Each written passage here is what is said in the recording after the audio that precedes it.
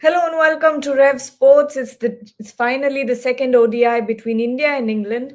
Lots to talk about today. Lot of questions that need some answering. What happens with Rohit Sharma? Will he take on the pressure and perform finally, or will he crumble under the pressure? Will Varun Chakravarty finally come walk into the 11? Who will make way for Virat Kohli? So many questions, but we're going to discuss all of them before we finally find out at 1 p.m. what the playing 11 is.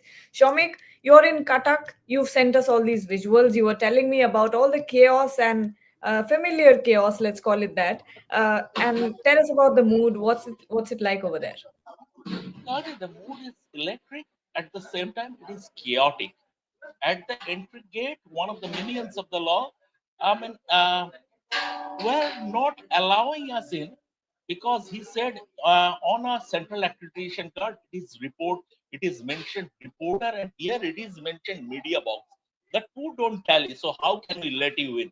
Thankfully, one of the senior officers came and he understood the nitty gritties that the reporters will sit in the media box, and then we are allowed. We are allowed in. Then another guy, he works for a different organization. He was asked by his office to send some visuals from outside, the fan visuals. So when he was about to go out, he was told in no uncertain terms that if you go outside, we will not let you in again. Come what may. It's just one time. If you go out, you are not coming back. So he was left. He was left completely high and dry. But I understand the thing. These smaller centers, they matches here, international matches here are few and far between. And from that point of view, what happens when international matches come? The authorities try to assert their authority. So this is a familiar, as you said, familiar chaos. It happens mostly in smaller centers, but then again, the fans are turning up since 9 a.m. in the 1:30 the match starts. Since 8:30 9 a.m. they were heading. In fact, it seems like all routes in Cuttack, uh, all routes are leading to the Barabati Stadium. And seriously, I have spoken to for my moot copy that I filed for 11 a.m. I spoke to some fans, and there are so many Rohit Sharma fans, and they are sad. One of them, his name is Papi. I mentioned that in my copy also. He is a waiter at a hotel, and he is glad that he has been given a half a day off. And he said, "I have prayed to Lord Jagannath that Rohit Sharma scores a century."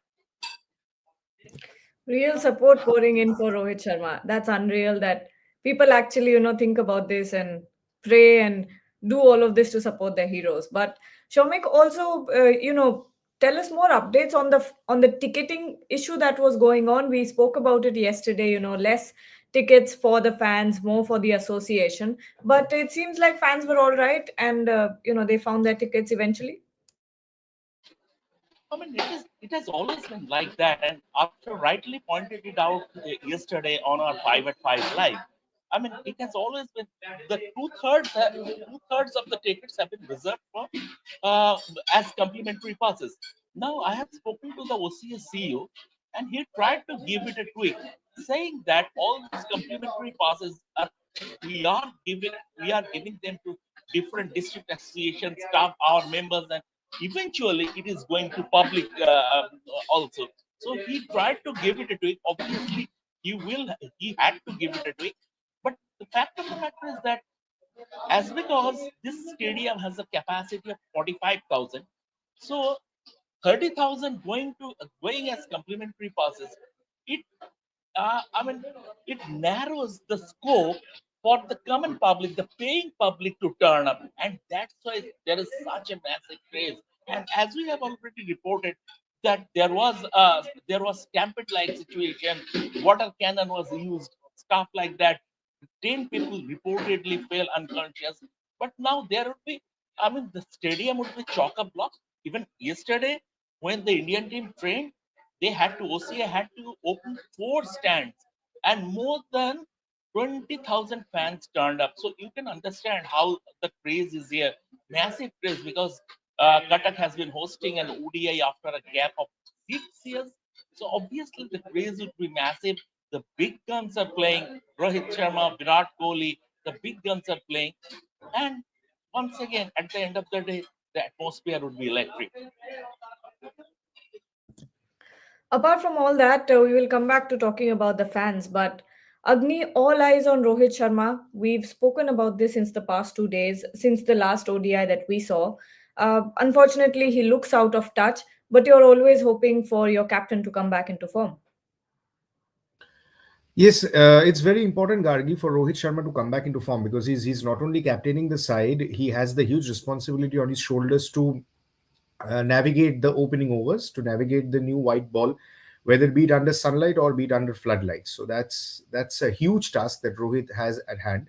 He hasn't had a good test season. He hasn't had a good red ball cricket season. I think very below par than what we're used to from the captain himself.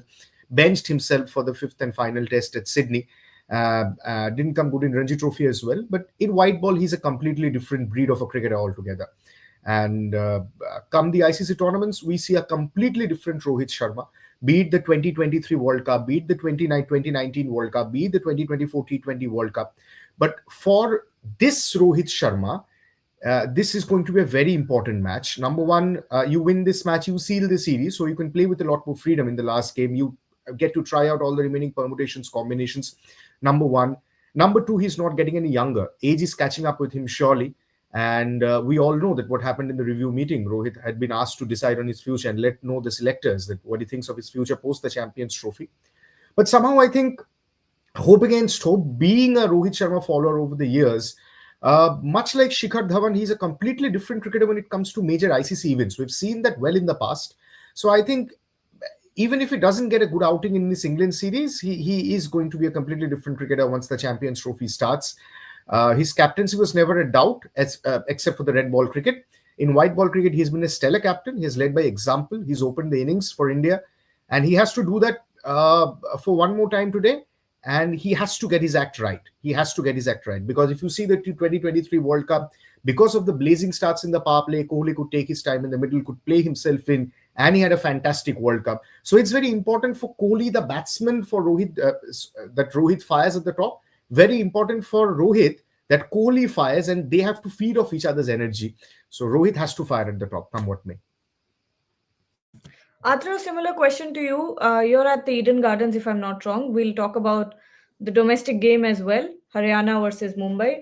But right now, the question I'm asking you: how does Rohit Sharma, balance the pressure of having to perform and also captaincy? This is going to be an important 2 matches for him.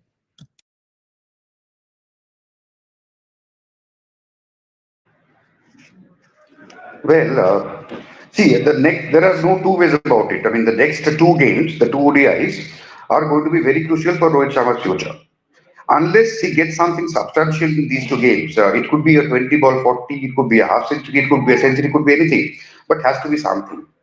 Without that, India and the India captain will find themselves in a in an unprecedented situation, heading into a big tournament and the captain looking completely out of sorts. See, I agree that in T2023 World Cup and also in the T20 World Cup, Rohit Sharma was a major force for India. That India reached two finals, won one of those. In between, there was a test series against England, 5 match series. He scored 200s in that series. So he was not out of form. Between those one-day competitions, there was a test series and he was equally good in that also. Now, what we see is Rohit Sharma looks out of sorts. It's not as if he's getting things right, getting a very good ball, getting a bad decision or something like that. It's not like that. He is not being able to do what he is trying to do, and that is a sign of a batsman out of form.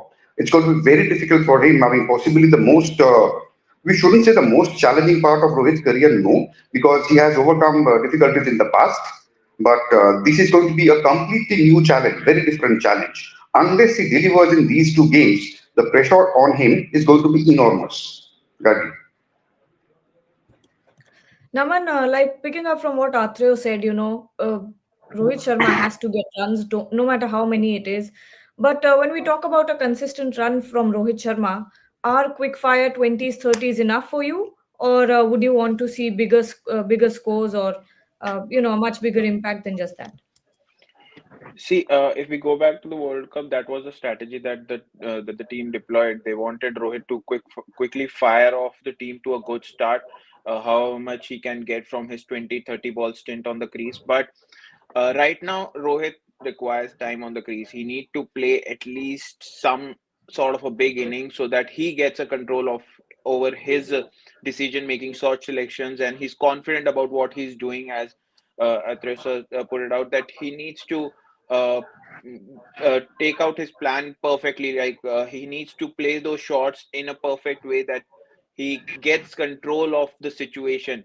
Right now, it's not about whether I mean, this series, I don't think they need to feed off each other, Kohli and Rohit. Right now, both of them require to sort of get those balls in and get that confidence back in themselves so that come the Champions Trophy, they can deploy whatever strategy they want. They can bat however they want because they are an experienced batters. They are one of the best batters in white ball cricket, and I mean, there's no denying that. So once they are back in their form, once they have the control over their run making, short selections, there will be no doubt that these both batters will destroy the opponent bowlers. Yes. Shomik, going away from the game a little bit because we're getting a lot of questions. Weber was asking, please, few words for unstoppable Australia. Completely crushed Sri Lanka in their own backyard. Smith as a leader is doubly dangerous.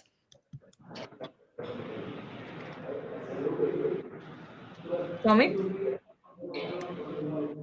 Agni, why don't you take this one? I don't. I think Shomik's internet is Oh troubled. yes, absolutely. Oh yes, absolutely. Australia has been, I mean, they You have want me to outperformed take this themselves. I question? think it's You yes, you yes, yes, Shomik. Please go ahead. Take this. Take this. Go ahead. Go you ahead, want please. you want me to take this question? Yes, but your screen is frozen. I have So I think you should rejoin Shomik. That would be better. So do I Yeah. take this question, Gagan? Do I? Yes. Yeah. Yes. Go So ahead, yeah, Agni. yeah, yeah, yeah. So yeah, yeah. Thank you. So yes, Australia has been absolutely fantastic. In fact, they have exceeded expectations in Sri Lanka. Who would have thought? I was watching a Michael Clark podcast where he was saying that immediately you go to Sri Lanka after that Border Gavaskar Trophy in India, the conditions in Australia and Gaul would be absolutely chalk and cheese for Australia. It can be a square turn or it can be a run fest. But look at how Australia has performed. Usman Khwaja suddenly roaring back into form with a double hundred, and you absolutely run out of words for a certain Steve Smith. This Sri Lanka series, Gargi, for me is an end to the debate about the Fab Four, who is the better Test batter. I think Smith is so much head and shoulders above the rest of the three in that Fab Four when it comes to red ball cricket. He's been an absolutely generational talent, one of the finest cricketers Australia has ever seen. Maybe as a captain, Smith is good, bad. I'm not getting into that debate. But as a batsman, he has been one of Australia's giants. I think at par with the best in the business. I would say at par with the Steve Waugh or at par with the Ricky Ponting. And Smith has been doing it time and again. Smith is not getting any younger. But look at the runs he's scoring. Look at his fitness. Look at his hunger for the game. And to think of the fact he just survived an injury scare before the series. Who would have thought he would actually go on to lead Australia in that series? Australia is a formidable red ball team, but if I just take a minute to deviate from the test match topic, Australia is a force to reckon with definitely in the Champions Trophy, but without Pat Cummins' leadership and without Josh Hazelwood, Marcus Stoinis also calling it a day in the one-day internationals, it's not going to be a cakewalk for Australia. From the visuals that I'm seeing, saw a while ago, Virat Kohli is walking out. Arshdeep Singh, Mohammad Shami, Kuldeep Yadav, and also Washington Sundar are marking their run up. So not sure what will happen with the playing 11 today, but we have a lot more questions as well. Shomik, this one I'm directing to you. Deva and Banerjee is saying, how about Roko opening today? These out of box strategies help. Rohit earlier was middle order batter, then switched to opening. Uh, I don't think this is something that would happen, but still, Shomik, what do you think? I don't think it will happen. Virat will bat at number three, and logically, Rohit and Shubman Gill should open, and Jassi Jaiswal should make way. He should make way for Virat Kohli. That is a logical selection. I don't know whether Gautam Gambhir or the team management's obsession to to have an extra left-hander in the lineup. We'll see Shreya Iyer being dropped. But if that happens on the heels of his blazing innings in Nagpur, and he was sublime there, that would border on the preposterous. We have to wait for another 15 minutes to know the playing 11. But I mean, especially Shreyash, given that he is one of the best batsmen in the world in 50 over format, and the way he played in Nagpur, it would be very it, I mean, it would be poor to not, not to include him in the playing 11 uh, under the pretext of having a different combination. But you don't know, this team management has a mind of their own. But logically, once again, Jasasri Jaiswal should make away, and Rohit Sharma, Shubman Gill should be the openers, followed by Virat Kohli at number three. All right. Atreo, coming back to domestic cricket before we continue talking about this match. Haryana already 1 wicket down, but the openers got going, and Mumbai wasn't able to sort of contain them. But at this point, tell us about the match. What's going on? To be true, Mumbai has been rather underwhelming on the second day. They did put add 30 odd runs, I think 35 runs they added to their overnight tally when they had 2 wickets in hand. Tanush Kotian, like Shams Buladi yesterday, narrowly missed out on 100. He got out on 96. And after that, the Haryana openers completely blunted Mumbai's new ball attack. Shardul Thakur, Royston Dias, Mohit Awasthi, they were the new ball bowlers and the three seamers, and none of them were able to make any impact. In fact, there wasn't a lot of movement like we had seen yesterday when Anshul Kamboj and Sumit Kumar they made the new ball talk in the first hour yesterday. Today there was no visible movement, very little and very faint. And that was not enough to trouble the Haryana openers, who showed good temperament. I mean, the first 10 overs, they scored, I think, some 20 runs. They were very cautious, leaving balls outside off, not going for shots unless there was a bad ball. And they took the opening part at 274 or thereabouts. Soon after lunch, Shardul got one of the openers out, but the other opener is unbeaten on 50, batting 50 plus. And at 80 odd for one or 90 something for one, Haryana are in a strong position. Mumbai are not out of it yet. I mean, if they take 2 quick wickets, they will be back in it. But at the moment, going by the way the pitch is playing, it's very easy. There is not much of a deviation or not much life on that surface. And it's afternoon, the sun is out quite strong, so the freshness has gone. It's the best time for batting and a very good opportunity for Haryana to put up a good first innings total. At the moment, Bombay are a little behind as far as this game is concerned at the moment. And coming back to the playing 11, Varun Chakravarty is quite a debated topic at this point. You've added him in the squad out of the blue. And heading into Champions Trophy, will you have someone, if you want to have someone like a Varun Chakravarty in your squad, it's time to test him out. Are you expecting him in the playing 11 today? Gargi, he has been presented the cap, his first ODI cap. Okay, he has been presented the cap. Great then. We're seeing Nice, uh, nice, nice. Yes, that's. I think we all wanted to see that happen. But Atreo, if I ask you about your expectations from Varun going into this match, Quite high. Although he's untested in the 50 over format at the international level. But going by the kind of form he showed in the T20 series, looking at the way England struggled to pick him in that series, it was likely, a lot of people expected him to play at least one game in this one day series, and that's what's going to happen today. But having said that, see, these formats cannot be compared. In T20, the batsman has to go after him. I mean, I have to has to go after Varun Chakravarty in 4 overs. This time, the compulsion is less in a 50-over game. So, but the batters will treat him differently, approach him differently, and it will be a new test for Varun Chakravarty. What I'm more interested in seeing is who does he replace? Given that the two left-arm spinners are also your batters number 7 and 8, If you drop one of them and take Varun in his place, then you're one batsman short. Your batting ends at 7. I think if Varun comes into the 11, he'll possibly replace Kuldeep Yadav, unless one of Akshar or Jadeja is dropped. So it's a tricky call because if you have Kuldeep and Varun both, then you go with 7 batters. So that's very interesting. I've been looking forward to that to see who he replaces. I Naman, just had thank one you. point to make here, Gargi. I just had one very simple point to make here. I personally think Kuldeep can be an asset to India just because of the fact he brings in that left arm Chinaman variation, which many teams don't have. And Kuldeep has that X factor about him. We saw that in the T20 World Cup also. And let's face it, he's a wicket taking bowler. He will go for runs maybe on that odd day, but he's a wicket taking, he's a genuine wicket taking option. Same for Varun Chakravarty. Now, what Atreoda said really makes a lot of sense because if you play both Kuldeep and Varun, your batting absolutely ends at 7. There's no two ways about it. But whom will you drop? Are you saying you will drop Ravindra Jadeja? I think that will definitely not be the case. And Akshar Patel, especially the way he batted in the first game, came in after the fall of Shreyas Iyer, didn't let the tempo slow down, scored a fantastic 52. I don't think Akshar can be dropped as well. So we know the obsession of GG with all rounders. So he will definitely have batting till number 8. That's the same template we're seeing in T20s in limited overs cricket as well.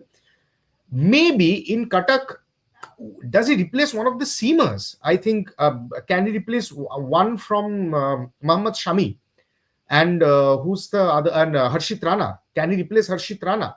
That means you were telling me Mohammad Shami and Hardik Pandya are sharing the new ball with 3 genuine spinners. That can also be a very tricky call because Hardik, I'm not sure if he's going to give you full 10 overs and full 10 overs with such consistency. Then what happens to the death overs? So there are a lot of questions need to be answered here. Yeah, sorry, I'm done. Oops. Yes, Atreo.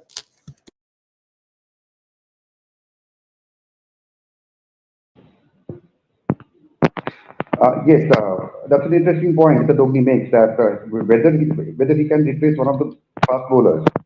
See, this is a possibility because Harshit Rana is quite capable with the bat. So it's possible that one of the fast bowlers is dropped, and which in this case has to be Shami. For you have to have Harshit Rana at number 8. Shami will have to be dropped. So it's a very tricky call. And four specialist spinners almost. Two of them are able batters. Four spinners is something that you don't see very often. So fingers crossed. Very very interesting to see how it goes. Gati. Yes, Naman, on to you. At this point, it seems like a case of yes, Shomik. Gandhi, I just want to add something that is don't judge Varun Chakravarty in 50 over cricket going by the exploits in the T20 form. It's a different, longer format is a different kettle of fish to start with. Number one, because in T20 cricket, what happens? The batsmen are always in lookout for runs and they attack the spinners. They don't have the leeway to see us spell out. But in the longer format, they can do that. And there have been, very successful 2020 spinners who have failed to make that preparation. Rashid Khan, Afghanistan's Rashid Khan is a big example. He is a champion bowler in T20 cricket. But in the longer format, be it 50 over cricket and especially whatever test cricket he has played, he couldn't, replicate his T20 success there. Because what happens in T20 cricket? I mean, uh, batsmen try to force the pace, they attack them, and therein, he does his tricks. But in the longer format, they can see him out. So Varun Chakravarty, we don't know whether he will be successful or not. He has been presented with the India cap. We'll hope that he will be successful in this format. And if he does well, that will augur well for the Indian team going into the Champions Trophy. But to start with, Varun Chakravarty will have to prove himself in 50 over cricket. You're right. I think you bring up a very valid point. Naman, over to you now. Right now, what it looks like is a clear case of either you have a very strong bowling lineup that is penetrative, or you have a deep batting lineup. So you're compromising either in bowling or in batting, because Varun Chakravarty, we haven't seen him. He's not an all rounder. He's more of a spinner. But uh, your thoughts on whether or not they should go for more batting depth or penetrative bowling? What do you think? I Also, mean, you could center yourself a little bit. You're at the corner of the frame. sorry, Yeah. sorry. So Katak has been, I mean, is a batting paradise, and Gambhir has always preferred a deep batting lineup. I'm not sure if, given that Varun Chakravarty has been presented his first ODI cap, and that is from Ravindra Jadeja. So I'm just assuming that they might be thinking to drop him for the match, rest him for the match. I'm just assuming. But uh, they might, obviously, Gambhir will obviously prefer to go for a deep batting lineup, given the batting paradise that Cuttack is, so that they give a leeway to the batters to get going and just score off. And probably we'll see someone like Shreyas Iyer maintain his position this time around, keep his place in the team. So regarding the bowlers, I mean, Varun Chakravarty is outright bowler. He's not that great with the bat, but given that he has been performing in the domestic circuit in the Vijay Hazare Trophy, he was the second highest wicket taker, the highest wicket taker as a spinner. So, I mean, he must have some kind of strategy. I mean, I agree with every one of them here that it will be different altogether than a T20 match. Batters will not try to look to attack him, rather they'll try to play him out. So it will be a difficult decision for Gambhir this time. I mean, the team management, not just Gambhir, but to how they are going to manage this around. Are they just going to use this match as a practice ground for the Champions Trophy? What kind of team they're going to go out with? So, I mean, it is a complex decision here because it's a batting paradise at the end of the day. Agni, there's a question here. Uh, Debashish Josh is asking, the Kohli template of Kulcha was a successful one. Rohit and Dravid template of batting depth works in India, maybe not overseas. uh, Devashish, it's actually yeah, it's a tad unfair to call this the Rohit Dravid template. It was started long back, but yes, India has always believed in a bit of batting depth. I think what the point you made is pertinent, Devashish, that in the Kohli Shastri era, we clearly saw India going in with five bowlers in overseas conditions, and clearly 1 to 6 were asked to perform their job as the batter, and 7, 8, 9, 10, 11 you'd have five frontline bowlers. That was the Kohli Shastri preferred template overseas. But yes, Kulcha was a good option. But I don't think India will look back on Yuzvendra Chahal anymore, because he was part of the T20 World Cup squad in 2024, didn't play a single game. He will keep on performing in the IPL, make no mistake. But I think India has moved on from Yuzvendra Chahal. Not included in Champions Trophy, not included in any T20 side post the T20 World Cup, not included in England ODI series as well. So time has come to look forward. I am just interested to see what combination India picks. If they drop Kuldeep, fair enough. You have Harshit, you have Shami, and you have Hardik sharing the fast bowling load. If you drop one of Harshit or Shami, the question remains who handles the death overs. Because despite the performances England has put in throughout the entire series, be it T20, be the first ODI, England has an explosive batting lineup that can explode in the death overs. Take an example of a Liam Livingstone, a Jacob Bethel, Joss Butler. If any one of them can stick around, they can take England to a fantastic total in the death overs. So important and interesting to be seen, with especially Cuttack being a batter's paradise. It's very important. It remains to be seen who bowls the slog overs and death overs. And I think also a large part of it is yes, it's understood that you want to try out as much combination as possible before you head to the Champions Trophy in Dubai. But also what's very important is what the RORA template decided ahead of the 2023 World Cup. They played more or less the starting 11 in Asia Cup, more or less the starting 11 what would play in the World Cup. So I think the last match of this ODI series, we will see the starting 11 of the Champions Trophy. If not, then India has to decide on the starting 11. Maybe India's last roll of the dice is today's match. They should play a full strength starting 11 in the next game. And I'll be interested to see if Rishabh Pant is given a go in any one of the games, especially with the series being decided today. But I will like to see a full strength India side that will be representing India in the Champions Trophy now. I think it's enough of the permutation and combinations. Atra, one question for you. Yes, Naman, go ahead. No, I just wanted to add to the point that if they are going to go with Hardik and Shami with a new ball, there's also the fact that Shami didn't bowl full 10 overs in the last match as well. He bowled only 7 to 8 overs, so they have to manage his load as well. So that is also a point that might come into, I mean, factor into the team selection. Valid point there. Athreya, one question here. Edits by Anzar. Why is Gautam Gambhir obsessed with left-right combination when you see ODI World Cup performances? Performance, everyone contributed, and there was no left-handed option in the top order. Well, Gautam was a left-handed batsman himself. That's why. On a serious note, see, this is very true. I mean, I mean, we have been observing this. A lot of people that it seems that there is always a conscious effort to have left-handers along with right-handers in that middle order, the top order and middle order. Yes, we have seen that happen a few times in Test matches and in ODIs, and in the limited versions, I mean. And yes, why he does that, it's very difficult for me to say. I mean, sometimes strategically speaking, it is something that teams have tried from time to time. Several teams, almost all teams. Sometimes it's required also that when, especially when it's a left arm orthodox bowler or a leg spinner is bowling, then sometimes if you have an able left-hander in the lineup, you tend to push him up. Possibly one reason why Akshay Patel was promoted to number 5 in the last game. And why Gautam does that, I can't answer. But you are right in observing that this has happened. And since this has happened so many times, it appears that it is something that the team management is thinking about. It's not happened. It hasn't happened just like that. It happened because that was the plan. So see, some plans click and some plans don't. Indians will figure out. I mean, the point of concern is there is not much of time left. So there are only 2 games before we finalize.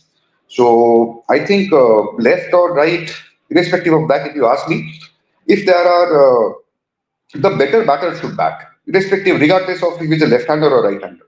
You don't pick a bowler on the basis of left arm or right arm. You pick him on the basis of his bowling abilities.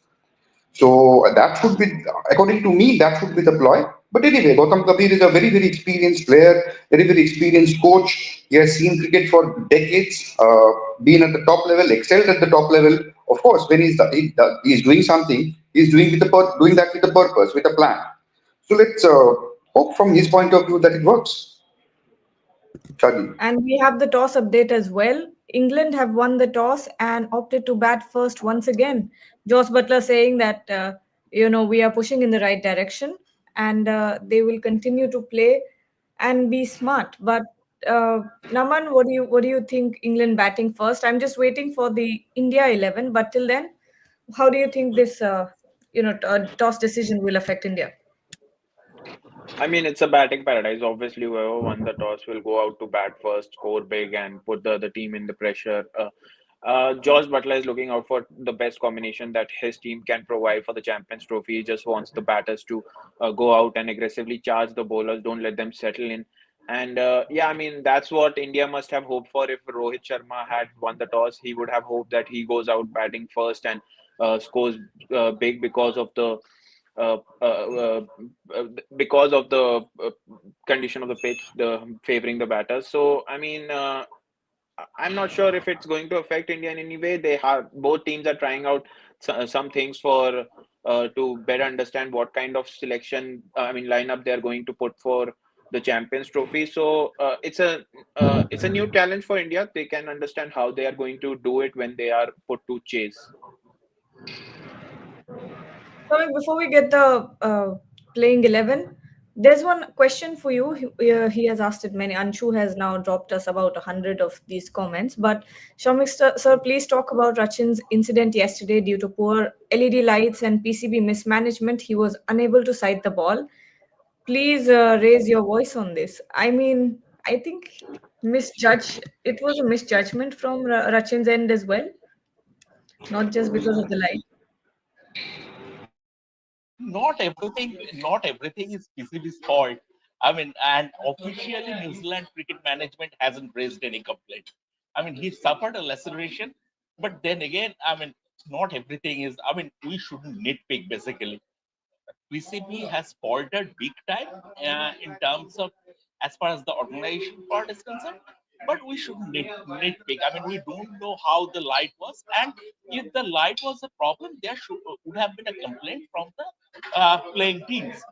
There was absolutely no complaints from the New Zealand management, and after the incident, a communication on WhatsApp came from the New Zealand media manager saying that this is what happened, and he said that this is nothing serious. It's just a laceration, and this is absolutely nothing serious. So we should just nitpick basically. Okay, and we have the playing 11 here. Rohit Sharma, Gill, Virat Kohli, Shreyas Iyer, KL Rahul, Hardik Pandya, Akshar Patel, Ravindra Jadeja, Harshit Rana, Mohammad Shami, and Varun Chakravarty. So Kuldeep makes way, Yashashvi makes way, and Virat Kohli and Varun Chakravarty come into the team. Agni, what do you think of this playing 11? Fair call, because you will need Harshit Rana and Mohammad Shami in the death overs. Very important point that Naman mentioned, that India need to manage Shami's bowling load. So it was absolutely a good choice. It was absolutely needed for another faster bowler rather than having the third seamer in Hardik Pandya. So you need Harshit Rana to share the pace bowling department. Kuldeep Yadav was the obvious choice. Varun Chakravarty, truth be told, he also adds a bit of an X factor. He will bring in those variations of his, but as Shomik rightly said, you cannot judge somebody by his T20 heroics for the ODIs, because we saw in the last ODI India play out Adil Rashid, which India was unable to do during the T20s. Despite the fact Adil Rashid coming back, getting a couple of wickets, India played him out positively and played him out carefully. I think that will be the strategy against Varun Chakravarty as well, considering his T20 form. Um, it's a good choice, and more or less this should be the starting. That's exactly what I was saying. This should be the starting 11 for the Champions Trophy. Maybe you get in a Varun Chakravarty. Yes, maybe you get in a Kuldeep Yadav for a Varun Chakravarty. One thing that amazes me in both of these ODIs, why is there no Arshdeep Singh in the bowling lineup? I don't know whether he's nursing an injury or not. There should have been an Arshdeep Singh. Why are you not playing him? He brings in that left arm variation. He brings in that awkward angle. He's been a prolific performer in limited overs cricket. He's been extremely good in county cricket as well. He will give you the much needed death overs. He will give you the Yorkers. He's your man to go to when there is no Jasprit Bumrah, especially with Shami coming back after such a long injury layoff. Are they not considering Arshdeep Singh as an option in the Champions Trophy squad? Are they seeing Mohammad Shami and Harshit Rana as their probable fast bowlers? Because the spin department is going to have three spinners. Akshar Jadeja is sure starters, so it will be one of Varun Chakravarty or Kuldeep Yadav. It's evidently clear from the team selection. Then I don't know what happened to Arshdeep Singh, whether he's nursing an injury or not, or whether there is any backstory to it. But I'm immensely surprised not to see Arshdeep Singh in the squad.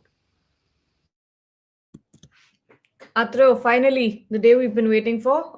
No, it's just been one ODI, so we haven't been waiting for too long. But Varun Chakravarty comes back into the team. Does this hint at a possible Champions Trophy inclusion as well if he does well today? Yes, that is a possibility. Otherwise, one wouldn't have been given a game at this juncture just like that. So he's definitely in the scheme of things as far as the Indian team is concerned. If he does well in the opportunities that he's getting, he will definitely be a contender for a spot in the Champions Trophy 15. And yeah, let's see. As we have discussed already, it's going to be a different ball game altogether. T20 and one-day cricket. So it's we can't say for sure that he will provide India the X factor in ODI just like he does it in the T20. We can't say that. So for that, we have to give him time, and this is the time. And I'm a little actually disappointed that India is still experimenting 2 matches away from the Champions Trophy. That I don't like that at all. But anyway, these things happen sometimes. Indian team is doing it with a plan in mind. So let's see how it goes. But fingers crossed. There is no certainty. There is no surety for success. Also, Yes, Gargi, one more point. I think so. What this tells us, what these first two ODIs team selection tells us, probably there will be no Rishabh Pant in the starting 11 in the Champions Trophy. The point we have been debating so much, it was a clear toss-up between Rishabh Pant and KL Rahul.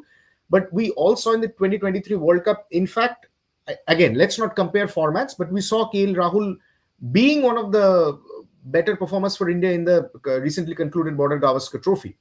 So KL Rahul is the preferred wicket-keeping option when it comes to 50 overs cricket. The one fact we're advocating for Rishabh Pant was that too many right-handers in India's top six.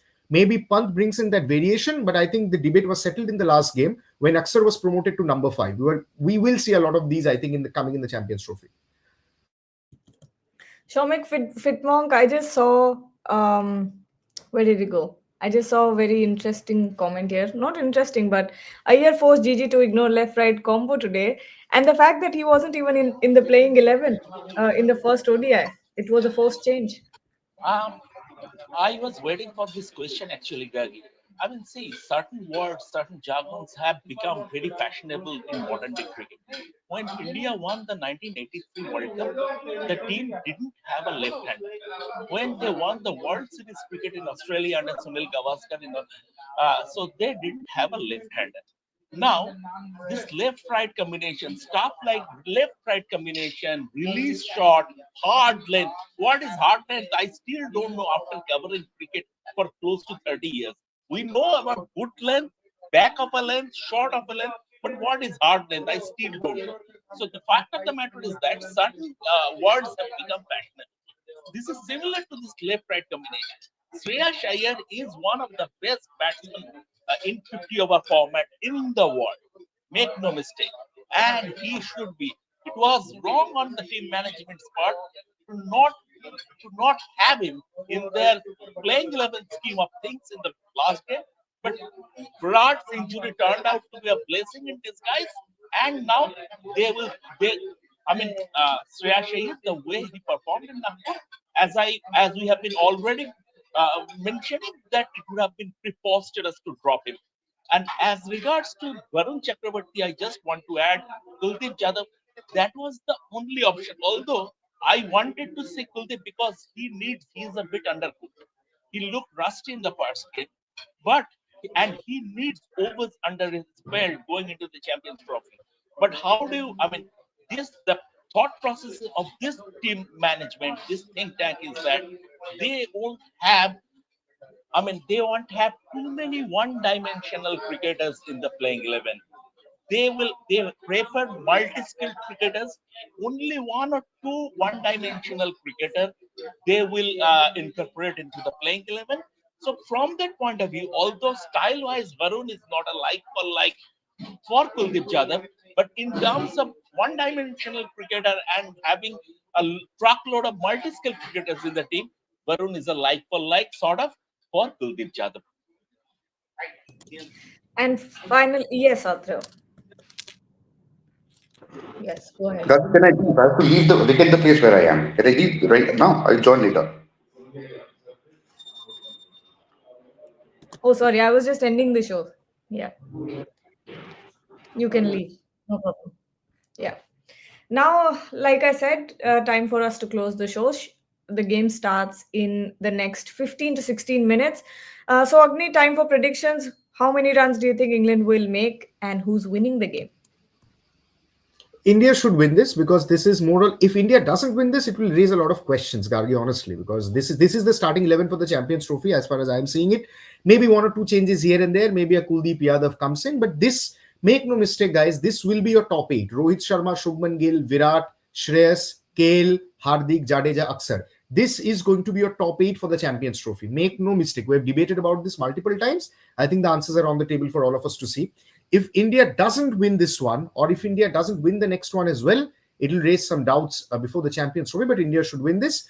Expecting England to get to somewhere close to 260, 270 because it's a batter's paradise. I'm actually a bit surprised with England batting first because the conditions will probably be a tad better under the floodlights as what I could guess from the history of the Barbati Stadium in Cuttack.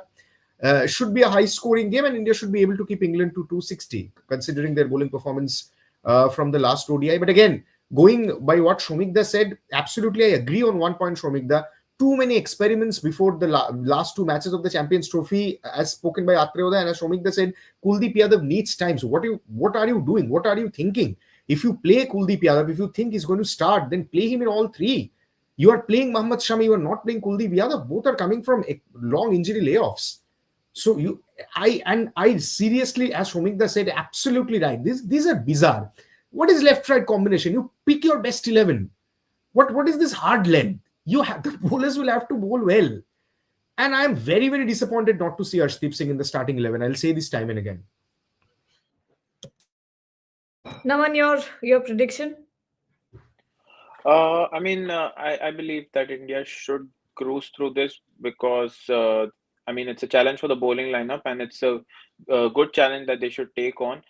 I am also a bit confused that the way they are experimenting. Are they? I mean, is Kuldeep so rusty that they don't have time for him to regain the form? So they're just going with a player who is in actual form, Varun Chakravarty, and like uh, Shomik sir and Agni sir said that are they going to go with Varun Chakravarty only going ahead? And even the fact that Arshdeep is also not included in the lineup, is the management looking Harshit as the main bowler, main new ball bowler? So, it's a challenge for the bowling lineup. So I hope Indian bowling lineup comes up to the mark and wins this for India today. Shomik?